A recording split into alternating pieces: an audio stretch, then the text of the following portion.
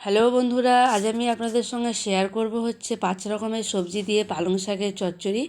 তো প্রথমে আমি আপনাদেরকে পালং শাকটাকে দেখিয়ে দিলাম, যেটা আমি আগে থেকে পরিষ্কার করে ধুয়ে কেটে রেখে দিয়েছিলাম। আর এখানে নিয়েছি 5 রকমের সবজি, যার মধ্যে আমি এখানে নিয়েছি শিম, বেগুন, আলু এবং মূলো। তো চলুন শুরু করা যাক। তো দেখুন, প্রথমে আমি এখানে কড়াইটা বসিয়ে দিয়েছিলাম। কড়াইটা গরম হয়ে গেলে আমি এর মধ্যে দিয়ে দিলাম হচ্ছে সরষের তেল। তেলটা গরম হয়ে গেলে আমি এর মধ্যে দিয়ে দেব হচ্ছে 2টো তেজপাতা এবং 2টো শুকনো লঙ্কা আমি হাত দিয়ে চিড়েই দিয়ে দিচ্ছি। আর দিয়ে দেব হচ্ছে এখানে কিছুটা পরিমাণে 5 ফোড়ন। 5 ফোড়নটা দেওয়ার পরে আমি এবারে এর মধ্যে সবজিগুলোকে প্রথমে দিয়ে দেব।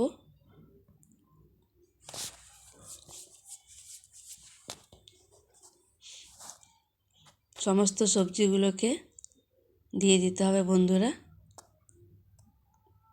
সবজিগুলোকে দেওয়ার পরে আমি এটা কিছুক্ষণ হালকা ভেজে নেব। তো দেখুন বন্ধুরা, সবজিগুলো প্রায় এখানে ভাজা ভাজা হয়ে গেছে। এবার আমি এর মধ্যে কেটে রাখা পালং শাকটাকে দিয়ে দেব। এইভাবে আমি পালং শাকগুলোকে হাত দিয়ে দিচ্ছি বন্ধুরা, আর একটু চেপে চেপে দিচ্ছি।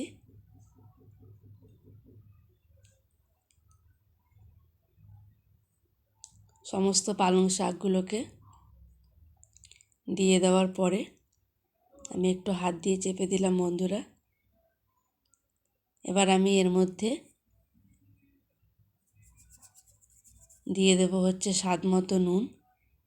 নুনটা আমি এই জন্য দিলাম বন্ধুরা, যাতে শাকটা তাড়াতাড়ি মজে যায় এবং জলটা ছেড়ে দেয়, সেই জন্য নুনটা দেওয়ার পর আমি এখানে একটা থালা দিয়ে চাপা দিয়ে দিলাম।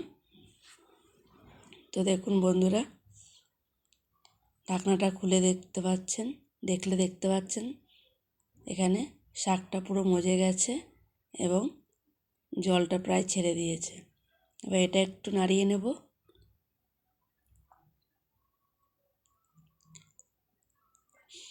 এইভাবে নিচ থেকে নাড়িয়ে নিতে হবে বন্ধুরা। এবার আমি এর মধ্যে মশলাগুলোকে অ্যাড করে দেব, যার মধ্যে আমি দিয়ে দিচ্ছি এখানে হলুদ গুঁড়ো, আর দিয়ে দেব হচ্ছে এখানে ধনে গুঁড়ো, এবং ঝালের জন্য দিয়ে দিচ্ছি কাঁচা লঙ্কা চেরা। এবার আমি এটাকে একটু নাড়িয়ে দিচ্ছি বন্ধুরা। আমি এখানে খুব একটা মশলা ইউজ করব না।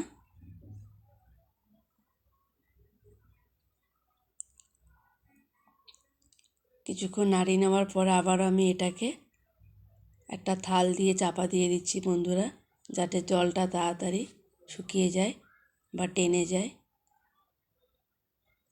তো দেখুন, পালং শাকের জলটা প্রায় এখানে শুকিয়ে গেছে। এবার এটাকে একটু নাড়িয়ে নেব নিচ থেকে, যাতে লেগে না যায়।